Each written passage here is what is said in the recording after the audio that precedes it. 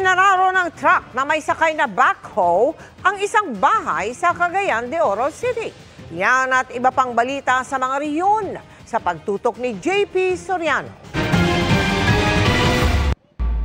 Wasak ang bahagi ng bahay na ito sa Sitio Buena Oro, Barangay Makasandig sa Cagayan de Oro City nang araruhin ng isang truck na may kargang backhoe. Nadamay sa aksidente ang isang nakaparadang sasakyan at isa ring motorsiklo. Ayon sa developer sa lugar na siyang may-ari ng truck, nagkukumpuni ng nasirang linya ng tubig ang backhoe at nang isinakay ito sa truck ay bigla na lang itong tumakbo pababa ng kalsada. Nanaog siya kay magbinder sa bako. Naluros lang kalit ang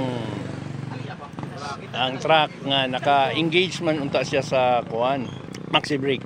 Tinamaan ng bato sa ulo ang may-ari ng bahay at nagpapagaling na sa ospital. Nasa kustodiya naman ng pulisya ang truck driver na nakatalon ng mangyari ang insidente. Handa ring makipag-areglo ang kumpanya ng truck.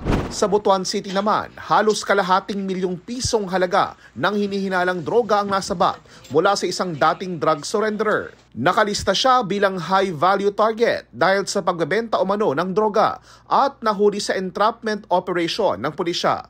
Na-recover din ang ilang drug paraphernalia, pera at personal na mga gamit ng naarestong suspect. Hindi na siya nagbigay ng payag. Para sa GMA Integrated News, JP Soriano, nakatutok 24 oras.